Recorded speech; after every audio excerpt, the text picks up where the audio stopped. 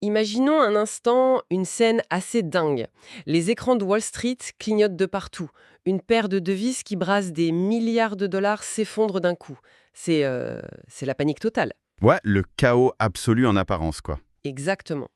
Sauf que, et c'est là que ça devient complètement fou, cet effondrement boursier obéit en fait à la décimale près au rythme de reproduction d'une famille de lapins imaginaires étudiée au XIIIe siècle. C'est vrai que dit comme ça, on dirait vraiment un mauvais scénario de science-fiction. Grave, hein. Mais en grattant un peu sous cette surface frénétique des graphiques, on découvre une symétrie presque effrayante.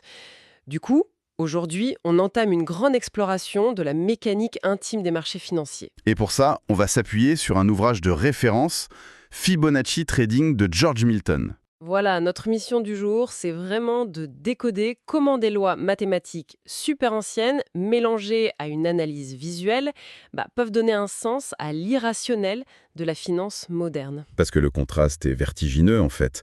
L'idée de ce livre, ça déconstruit complètement le mythe du trader génial avec sa boule de cristal. Analyser les marchés, c'est pas deviner le futur. Non, c'est plus de l'archéologie, non? C'est exactement ça. C'est repérer des empreintes récurrentes laissées par la psychologie humaine. Des millions de gens réagissent en même temps, tiraillés entre la peur de tout perdre et l'avidité. Et cette émotion collective finit par s'imprimer sur les graphiques de façon ultra géométrique. Géométrique et surtout exploitable. Alors, attends, on va décortiquer tout ça parce qu'il faut faire un sacré saut dans le temps. Tout commence il y a 800 ans, avec un mathématicien italien, Leonardo Fibonacci. Un personnage fascinant pour le coup. Ouais, parce que dans sa jeunesse, il voyage jusqu'à un comptoir commercial à Bougia. C'est dans l'actuelle Algérie. Et à l'époque, il faut s'imaginer que l'Europe galère encore avec les chiffres romains. L'enfer pour la comptabilité. L'enfer absolu. Et là-bas, il découvre notre système de 0 à 9, la logique décimale indo-arabe, et il ramène ça en Occident. Mais son gros coup d'éclat, c'est une petite énigme sur la reproduction d'une paire de lapins éternels sur une année. Ah, la fameuse suite de Fibonacci. En gros, on part de 0 et de 1, et chaque nouveau nombre est la somme des deux précédents. Donc 1, 2, 3, 5, 8, 13, et ainsi de suite. Voilà. Sauf que la vraie magie mathématique, elle n'est pas dans l'addition, mais dans la division. Si tu vas assez loin dans la suite et que tu divises un nombre par le suivant, genre 89 divisé par 144, On tombe toujours sur le même chiffre, c'est ça, hein? ouais, inlassablement, on obtient une constante qui plafonne à 0,618. C'est ce qu'on appelle le fameux nombre d'or. Et c'est là que ça devient presque poétique en fait. Ce ratio de 61,8%, c'est pas juste un truc de labo, c'est carrément l'architecture du vivant. On le retrouve partout, oui. Mais vraiment partout. Les proportions du corps humain, genre le ratio entre notre avant-bras et notre main, l'ADN, les cyclones, les anneaux de Saturne, même Léonard de Vinci l'utilise pour la Joconde. C'est littéralement le code informatique par défaut de l'univers. C'est fascinant de voir à quel point la nature est mathématique. Mais là, je dois te stopper. Autant qu'un tournesol suive cette règle pour optimiser la lumière du soleil, ok, c'est biologique. Mais la bourse? Tu vas me dire que c'est un système digital abstrait. Bah oui, c'est piloté par des serveurs à fibre optique, c'est des 0 et des 1. Comment la finance peut-elle obéir à la botanique? On dirait de la magie. C'est vrai que la contradiction est flagrante, mais la réponse, elle est dans ce qui fait bouger les prix. Derrière chaque algorithme institutionnel, il y a des humains. Qui code pour anticiper d'autres humains. Exactement. Le marché réagit comme un seul organisme vivant face au stress. L'euphorie donne des poussées de croissance, la panique crée des contractions. Et comme la peur et la cupidité sont des trucs profondément organiques, la traduction mathématique de ces émotions respecte les mêmes lois naturelles. Donc le marché respire. Et l'idée de Milton, c'est de mesurer ses inspirations et ses expirations. C'est là qu'on parle des retracements. C'est ça, hein? Ouais, parce qu'un prix ne monte jamais en ligne droite. Il grimpe, puis s'essouffle, il retrace avant de repartir.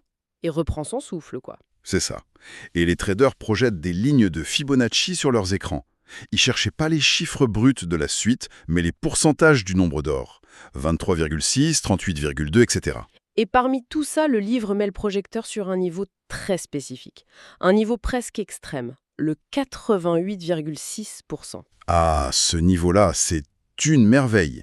En fait, tu prends le nombre d'or, 0,618, tu en extrais la racine carrée, ça donne 0,786, et tu refais une racine carrée. Et paf, 0,886. Mais visuellement, sur un graphique, ça donne quoi?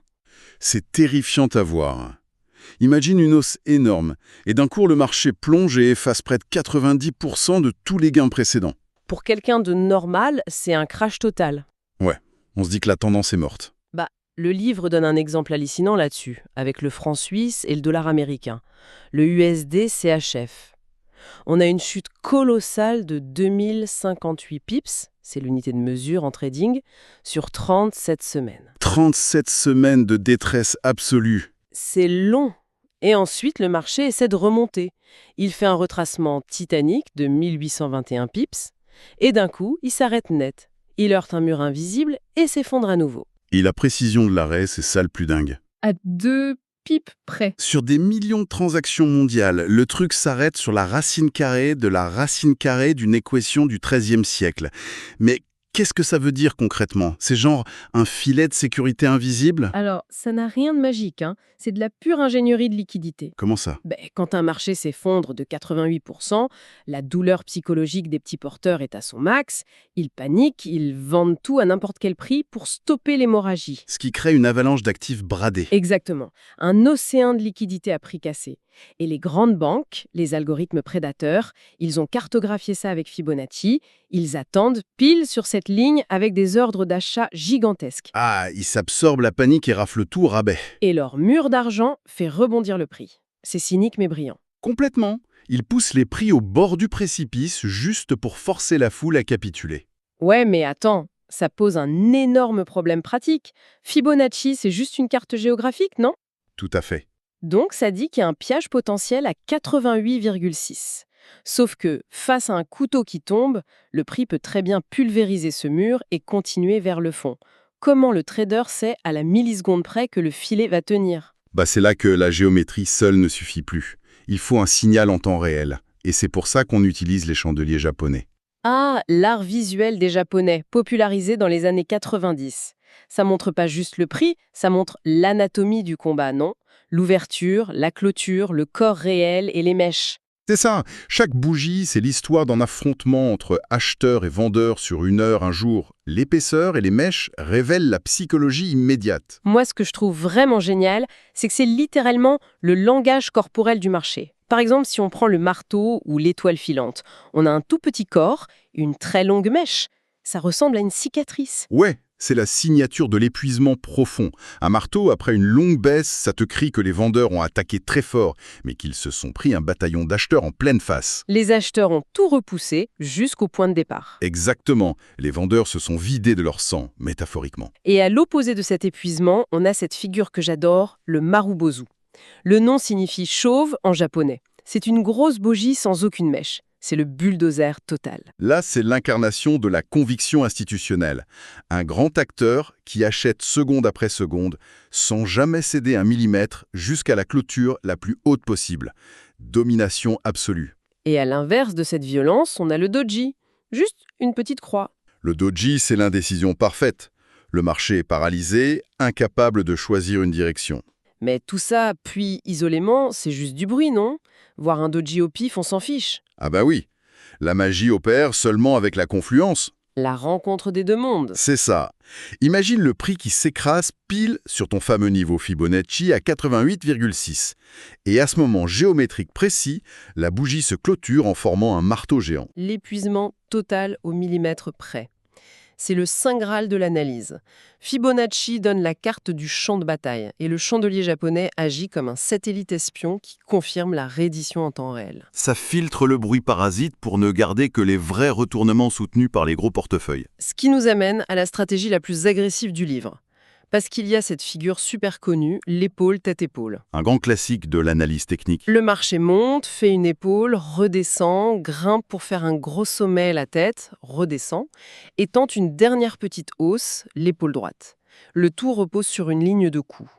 La règle classique, c'est d'attendre sagement que cette ligne se brise par le bas pour vendre, non? Ouais, mais ça c'est le piège fondamental des institutions. Attendre la cassure, c'est réagir quand l'info est déjà dans tous les journaux. Trop tard, quoi. Beaucoup trop tard. Les capitaux intelligents ont déjà fait leur profit et ils laissent les miettes à la foule. Et donc, c'est quoi le coup d'avance de Milton? C'est de court-circuiter cette attente. Au lieu d'attendre la cassure, Le trader sort son outil Fibonacci depuis le sommet de la tête. Et pendant que l'épaule droite est en train de se former, il guette. Il guette le retracement, et ça tombe souvent sur les 88,6%. Presque tout le temps. Donc, au lieu d'entrer en bas avec la meute, il attaque tout en haut, dans l'ombre. Mais le but, c'est de flatter son ego, en ayant raison avant tout le monde. Pas du tout. C'est purement mathématique. C'est de la gestion de risque. Le talon d'Achille en bourse, c'est pas d'avoir souvent tort, c'est de perdre trop d'argent quand on a tort. Ah, je vois. En entrant tout en haut de l'épaule droite, le niveau d'invalidation de l'analyse, le stop-loss, il est juste un tout petit peu plus haut, au-dessus de la tête. Le bouclier est ultra serré, donc le risque financier est microscopique. Par contre, si ça marche et que le marché s'effondre des semaines plus tard, La récompense est massive. On perd une unité pour en gagner 5 ou 10. Le risque asymétrique. c'est la clé de la survie à long terme. Ouais, mais je me fais l'avocat du diable 2 secondes. Si tous les algorithmes de la planète, tous les hedge funds, cherchent cette même figure d'épaule tête-épaule, Je vois où tu veux en venir. s'ils tracent tous ce même Fibonacci et scrutent le même doji pour vendre en même temps, est-ce que c'est pas juste l'illusion ultime? Une immense prophétie autoréalisatrice. C'est le cœur du problème des marchés modernes, tu as raison. La densité des ordres placés sur ces niveaux crée sa propre gravité. Donc c'est l'effet moutonnier plus la nature. Oui et non. La dimension autoréalisatrice est indéniable. Mais aucune figure n'est infaillible. Tu peux avoir le marteau le plus parfait sur le nombre d'or absolu, et boum, Le gouverneur de la Banque centrale annonce un truc surprise. et ta figure se fait pulvériser instantanément. Les probabilités brutes de certaines figures dépassent à peine le pile ou face. Sérieux? Donc on a brassé des lapins algériens du XIIIe siècle pour avoir la même fiabilité qu'un tirage au sort. Le mythe du devin explose vraiment en vol. Totalement. Mais c'est ça le génie du système. Ça ne repose pas sur l'exactitude de la prévision, ça repose sur l'asymétrie. Parce qu'on peut avoir tort une fois sur deux, mais comme le risque est minuscule au sommet de l'épaule, le capital grandit quand même. Exactement. Quand le chaos aléatoire te donne tort, tu subis juste une égratignure. Mais quand la panique collective s'aligne mystiquement avec le nombre d'or, là tu encaisses toute l'amplitude. C'est fou, ça donne un sacré vertige quand on prend un peu de recul sur tout ça. On est parti d'un mathématicien qui comptait laborieusement des lapins virtuels sur une plage nord-africaine. Pour finir par analyser des combats financiers à coups de bougies chauves en temps réel. C'est ça. Et tout ça pour réaliser que, pour survivre dans le milieu le plus hyper compétitif et technologique créé par l'homme, il faut épouser les proportions de la biologie la plus basique.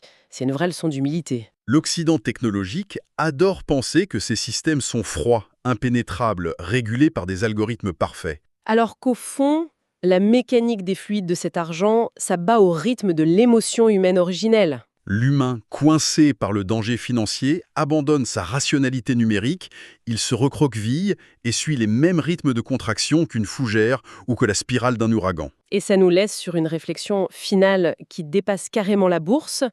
Si nos pires décisions financières, collectives, des trucs capables de ruiner des nations entières, finissent par mimer la géométrie du nombre d'or pour évacuer le stress, Ouais. quels autres comportements humains à grande échelle qu'on croit super libres, démocratiques ou spontanés, suivent en fait secrètement un script algorithmique écrit à l'aube de l'univers?